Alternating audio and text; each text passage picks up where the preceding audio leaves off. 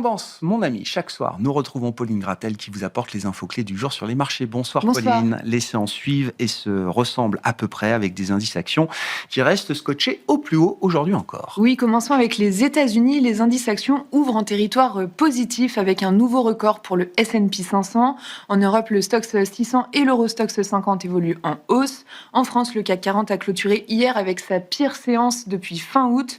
Aujourd'hui, l'indice parisien évolue à l'équilibre autour de 8000 points, soutenu par le luxe. Oui, le luxe qui fait son comeback. Les valeurs du luxe affichent un tir groupé à la hausse aujourd'hui à Paris. Oui, Kering et LVMH sont en tête du CAC 40 et Kering bondit même de 6% au cours de la séance.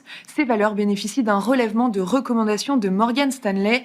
En revanche, la banque d'investissement a abaissé sa recommandation sur Hermès. Le titre est à l'équilibre. Petit point d'étape sur les développements politiques en France et Sébastien Lecornu qui mène donc en ce moment d'ultimes négociations. Oui, on le disait hier, son gouvernement n'aura duré que 14 heures, mais l'ex-premier ministre a accepté une dernière mission d'Emmanuel Macron, celle de mener d'ultimes négociations d'ici demain.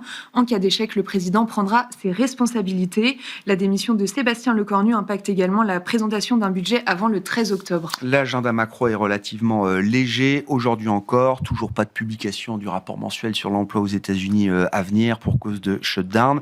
On notera quand même que la Banque mondiale a relevé aujourd'hui ses prévisions de croissance pour la Chine. Oui, la croissance du PIB est relevée pour cette année de 4 à 4,8%. La Banque mondiale a alerté sur un possible ralentissement l'année prochaine à cause de la faible confiance et des faibles commandes à l'exportation.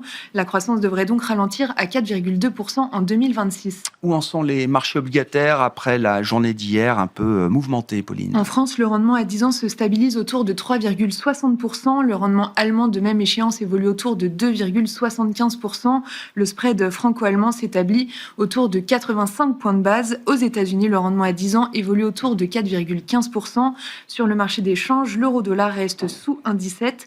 Et enfin, l'or dépasse les 4000 $ l'once. Oui, le Bitcoin, lui aussi, est toujours au plus haut du côté des valeurs. On retiendra l'envolée du titre Trilogy Metals. Oui, le titre s'est envolé après bourse hier soir de 200% et ouvre en hausse encore aujourd'hui de 200%. Le gouvernement de Donald Trump va investir plus de 35 millions de dollars dans Trilogy Metals pour soutenir l'exploration minière en Alaska. Cela fera de l'État américain un actionnaire de l'entreprise à hauteur de 10%. En France, le titre Valneva cède du terrain. Aujourd'hui, une baisse de l'ordre de 7%. Oui, on l'avait évoqué la semaine dernière, les autorités sanitaires américaines avaient décidé de suspendre son vaccin contre le chikungunya. Cela va avoir un impact considérable sur le chiffre d'affaires de Valneva.